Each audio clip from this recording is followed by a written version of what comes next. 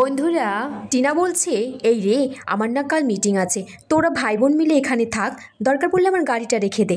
অভ্র বলছে কষ্ট হচ্ছে, বাড়ি যাবি? আজকে ভাই বোন মিলে আমরা খোলা আকাশের নিচে এই রাতটা কাটিয়ে দিই।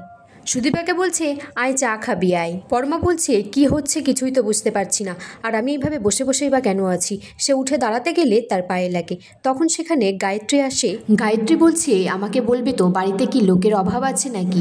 গায়ত্রী তখন আদিত্যকে ডাকলে আদিত্যর মা বলছে আমরা তো এখানে আছি। সঞ্চারী বলছে সব কাজ কি আমাদের দ্বারাই হবে? সঞ্চারী বলছে ওর তো বরটাই নেই, কাল যে বাড়ি থেকে বেরোলো আর তো ফিরলই না। আদিত্যর মা বলছে সঞ্চারী কি সব আজে বাজে বকছো? এদিকে সকালবেলা চায়ের দোকানে অভ্র আর সুদীপা চা খাচ্ছে। একটা পুলিশের গাড়ি আসছে, তখন সুদীপা বলছে উনি আমাকে নিতে আসছে, কিন্তু না, সে পুলিশগুলো অন্যদিকে চলে যায়।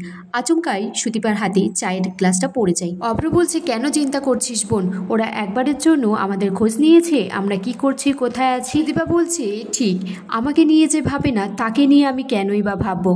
আদিত্য দিকে ঘরে বসে বসে ভাবছে, আর তখন সঞ্চারী দরজায় এসে ধাক্কা দিয়েছে। আদিত্য মনে করছে সুদীপা, বলছে সুদীপা আপনি এসেছেন? সঞ্চারী বলছে বাবা, স্বপ্নে যাকে দেখে চলেছ সে কোথায় আদিত্য? রাতে তো বাড়িতেই ফেরেনি। আদিত্যর মা তখন সেখানে এসে বলছে পরমার অবস্থা ভালো নয়, ওর পায়ের ব্যথাটা বেড়েছে, ওকে হসপিটালে নিয়ে যেতে হবে। আদিত্য হসপিটালের সামনে পরমাকে হুইল চেয়ারে তুলে নিয়ে গেলে সেখানে অভ্র আর সুদীপা থাকে। আর সুদীপা তখন বলছে তার মানে পরমা অসুস্থ, তাই মিস্টার চৌধুরী সেদিন কোলে করে নিয়ে উপরে তুলে নিয়ে যাচ্ছিলেন। সুদীপা বলছে পরমার পায়ে লেগেছে কাল রাত্রেই, আর আমি কি সব ভাবছিলাম, কি দেখেছিলাম আর কি ভেবেছিলাম, ছি ছি। অভ্রকে বলছে চলো আমরা ভিতরে গিয়ে ব্যাপারটা দেখি, না হলে তো কিছুই ক্লিয়ার হবে না। কিন্তু অভ্র যেতে চায় না, বলছে দেখতেই তো পাচ্ছিস সব ব্যাপারটা সবাই সামলে নিয়েছে। সুদীপা হসপিটালের ভিতরে এসে বলে যে আমি এই কলেজের স্টুডেন্ট আর পেশেন্ট আমার ফ্যামিলি মেম্বার। সুদীপা বলছে আমি জানি না পরমা তোমার পায়ের এইরকম অবস্থা। গায়ত্রী বলছে জানবে কি করে, বাড়ির বাইরে ছিলে সারা রাত, জানতে হলে তো বাড়িতে থাকতে হয়।